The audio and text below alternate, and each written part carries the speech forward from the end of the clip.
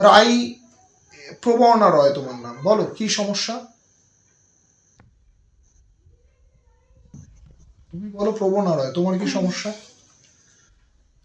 সবাই যেরকম ভাবে বললো যে ফ্রিকেল জিনিস, যে ব্যাপারটা আমার মধ্যে জিনিসটা অনেক আছে। কারণ যখন আমি পড়তে বসি, পড়ি যতটা পড়ার চেষ্টা করি, মন দিয়ে পড়ি, কিন্তু বেশিরভাগ সময়টাই আমি ফোন দেখি।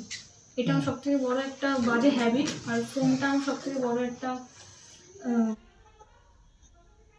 ফোন দেখাটা খুব বড় ব্যাড হ্যাবিট। এটা সব থেকে বড় বাধা সৃষ্টি করে ফোন দেখাটা আমার সব কিছু দিক থেকে। ওই জন্য আমি বারবার ফ্রিকেল হই, মিনিটে সেকেন্ডে সেকেন্ডে।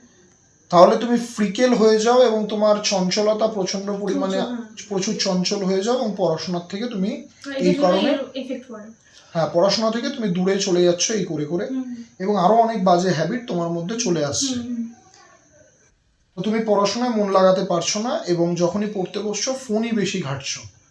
এবং আমি জানি তুমি পড়ছো না, এটা আমি জানি, নিজেও জানো তুমি, আমিও জানি, তোমার স্যার অ্যান্ড গুরু হিসাবে। পূজাকে জিজ্ঞেস করব শেষে যে এরকম কোনো সমস্যার সম্মুখীন হচ্ছ? আমি বলবো না তো অতটা আমি বেশি প্রিফার, বাট ডিস্ট্রাকশন তো আছে। মোবাইল হচ্ছে সবচেয়ে বড় ডিস্ট্রাকশন। যতই সেটাকে পড়াশোনার কাজে ইউজ করতে যাই, তো কিছুক্ষণ পর তো সেটা ডিস্ট্রাক্ট হয়েই যায়, অল্প হলেও করে ডিস্ট্রাক্ট। ওকে।